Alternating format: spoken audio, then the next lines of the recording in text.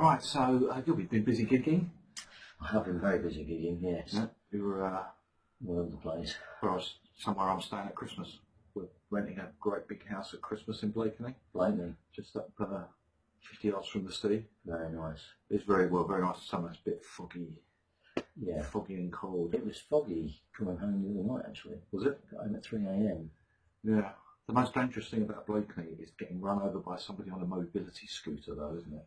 A lot of old people. I felt positively juvenile. I felt positively juvenile. Right, so we had a recap last week. We met up briefly. I showed you a little bit about fashionable and unfashionable. Yeah, it's good.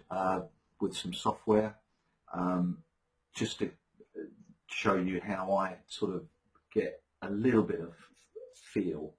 I'm not too interested in the fundamental information particularly, but I am interested in what's at the top of the sectors and what's at the bottom. So a very interesting one was coal, which was 197 3 months ago, and then we looked it up, and there it was in at number 3, and there was a stock there called NRP, which was something I was involved with last year, and it's 300% up, wasn't it? It was, yeah, it's $5, and then it's trading at 20.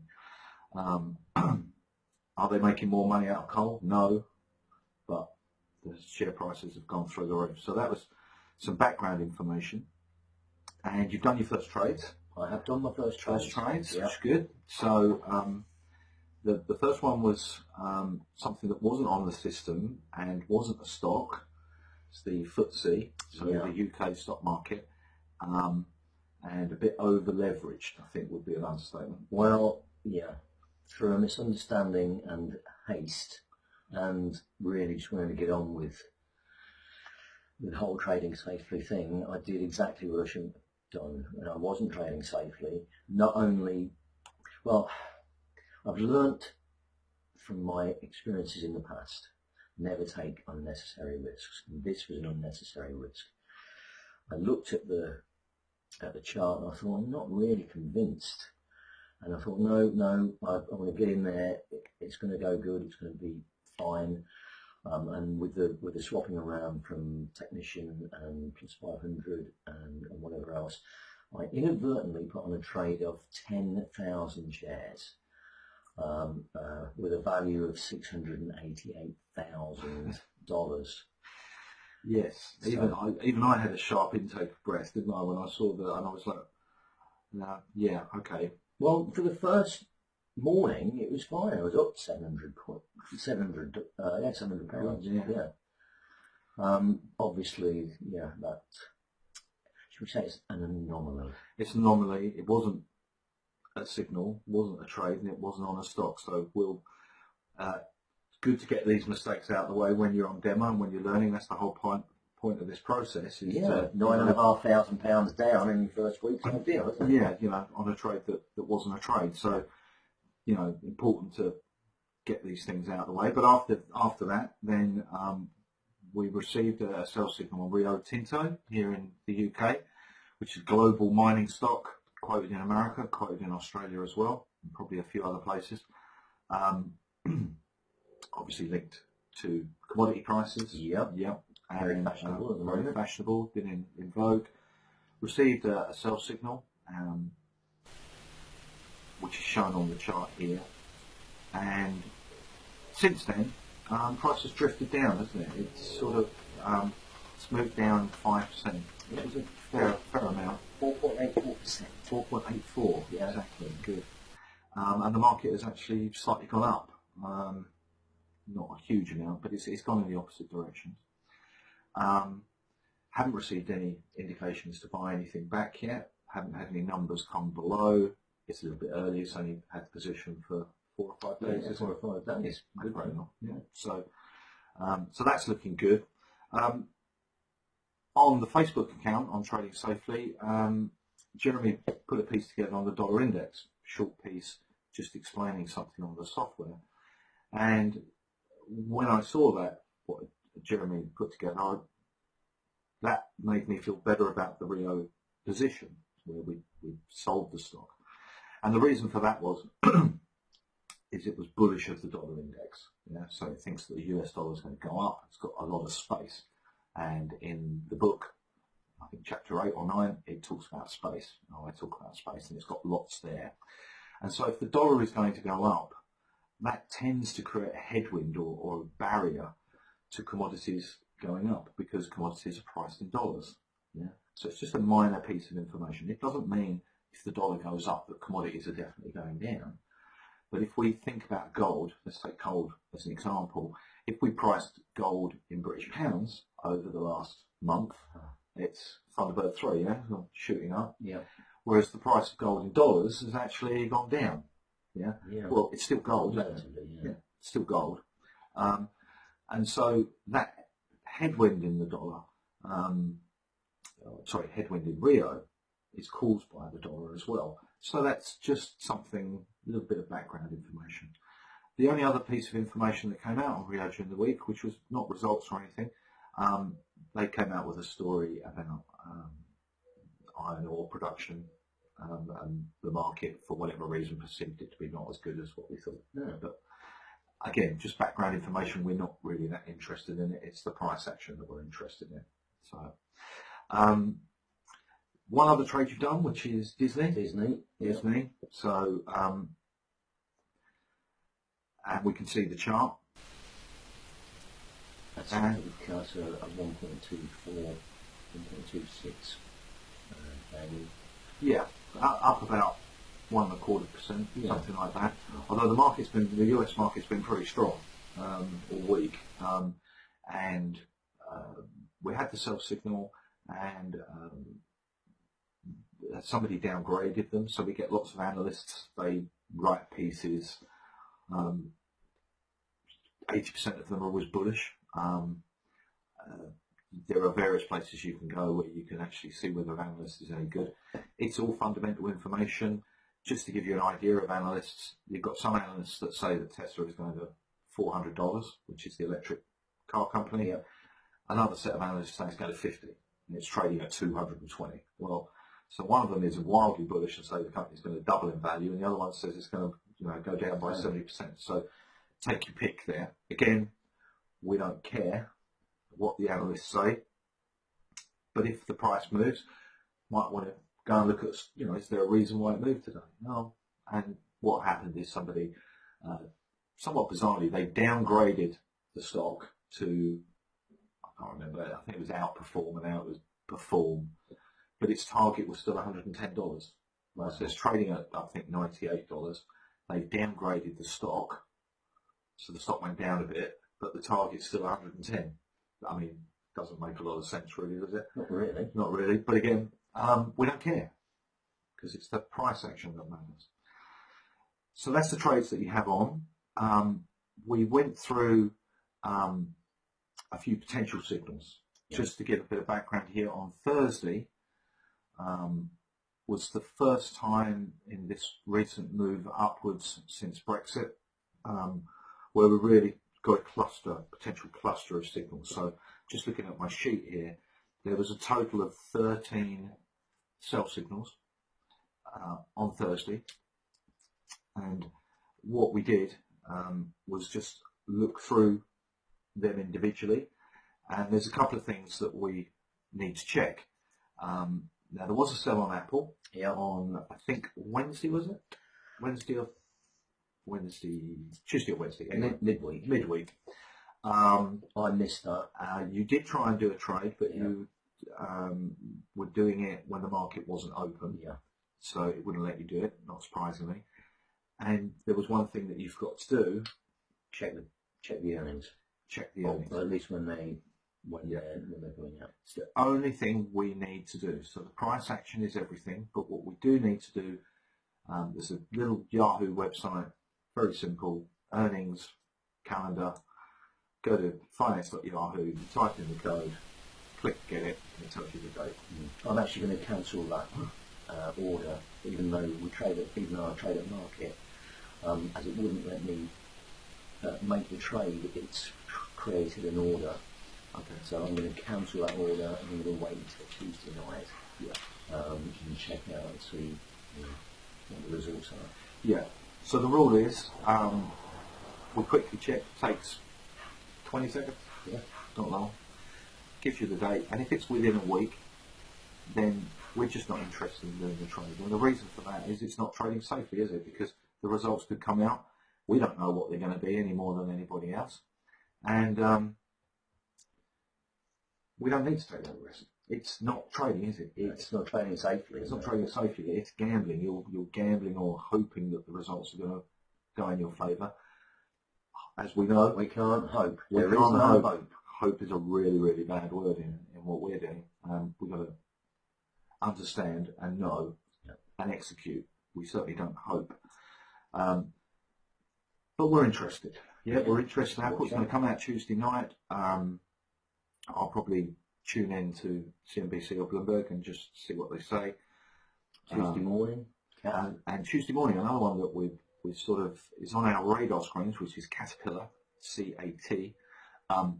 Big infrastructure. They build tractors and industrial machinery, don't they? And huge worldwide.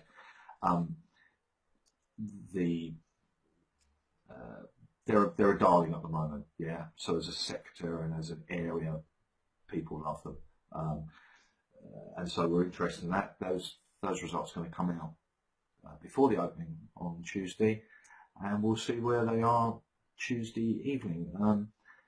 Classic thing that we're looking for is probably good news, bad action. So everyone thinks the numbers were great, the stock goes a bit higher and then reverses, and that could give us a signal because Caterpillar is sitting at its final level. It's sitting at a resistance level. So we already know that there's a possibility of getting a signal. Where, of course, some commentators are saying it's, they're very bullish on it. Yes, as you pointed out when we spoke about this last week, people think that global infrastructure projects and all these sorts of things are, going to push these things higher, and a lot of analysts out there are very bullish of this. Again, we don't really care, but it's fashionable. So what's fashionable becomes unfashionable, and so we're interested in it, and we'll see what's happening. Yeah. The other ones was Home Depot, Yep. HD, which is DIY, US version of DIY. Yeah, HD or HO? HD, my bad Ds. Royal pen. So their results are not for a few weeks, and the thing with Home Depot is it generally moves with the overall market. It doesn't have a lot of independent thought generally, but we're just going to keep an eye on it just for learning purposes. Yeah, so interesting. Does it move with the market all the time, or doesn't it? There's a couple of ETFs, so exchange traded funds. So these are groups of stocks that could be sectors or all sorts of different things. There was two, IWM for mother, which is the Russell 2000 ETF, so it's basically tracking the Russell 2000 stocks. It's been sitting there sideways at its final resistance, so we're keeping an eye on that one. And XHB for brother, Yep. which is pharmaceutical ETF. XHO, whatever. XHB. Your B's look like your D's and your D's look like your O's. Yeah, I should be a doctor really the way I write. Sounds like a beer. Pint of XHB, please. Yeah, I'll have some of that, yeah. Pharmaceutical ETF, there's two of them. The other one is IBB. It's coming up to final resistance, and so we're just a little bit interested in that. And the final one was M for mother, DP for Peter, so the MDP. Their results coming out on Thursday. So this is one advantage of trading safely and having alerts on there, is that there was a few that you'd done yourself, wasn't there? Yeah. There was a few Domino's Pizza, and there was a couple of others up there. So you can sort of be a little bit ahead of the game. Yeah. One of the really useful, if you can be proactive in trading instead of reactive, it will make a huge difference. I think so. So you're already prepared. You already know what you're going to do. You already know what what's interesting. Well, that's what I love about the platform. You know, you can get a real handle of what could well be happening. Yeah, and so ahead of time. Yeah, it's useful to just see what Apple does tomorrow. Yeah, Tuesday. Yeah, see what it does on Tuesday as well. Is it being ramped up? People. We could get people buying ahead of results. It's weird. People. Again, there's certain commentators and stuff and services out there that will provide things about what they think earnings are going to be, and they have Well, I've read mixed reviews. It probably is on Apple. I mean,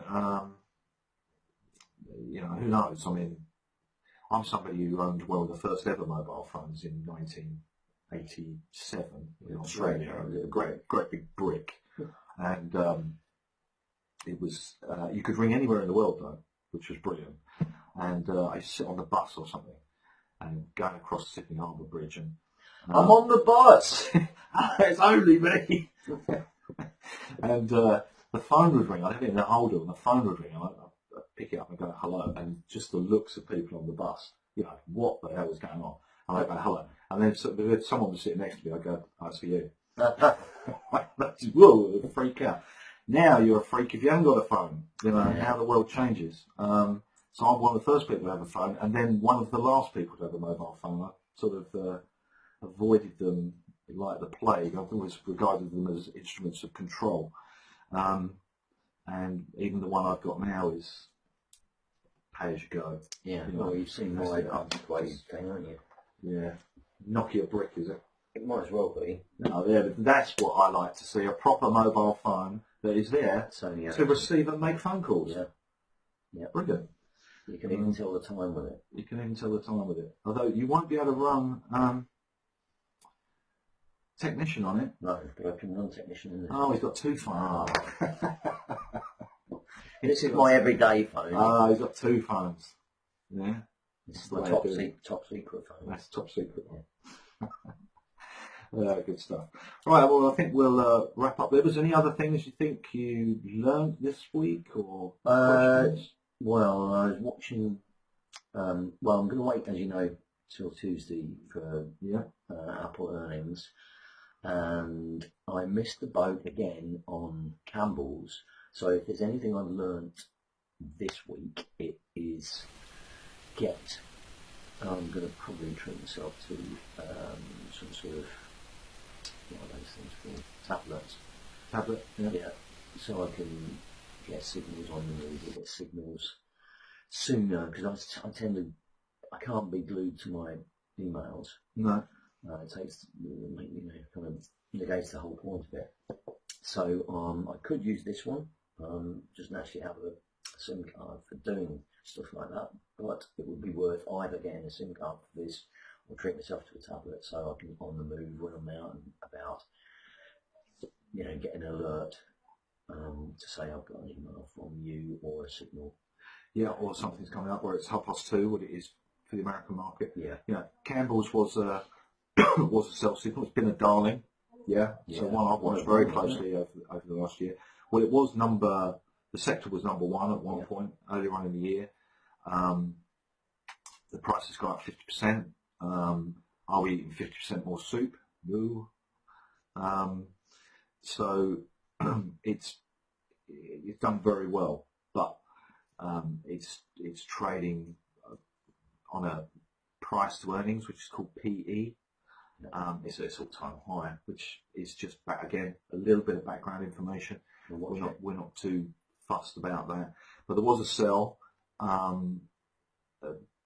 right at the beginning of when we really started, wasn't it? I think it was the first day, so it was a little bit early. The price didn't do anything, and then it dropped a couple of dollars on Thursday. I think it went down. It's gone down a fair chunk.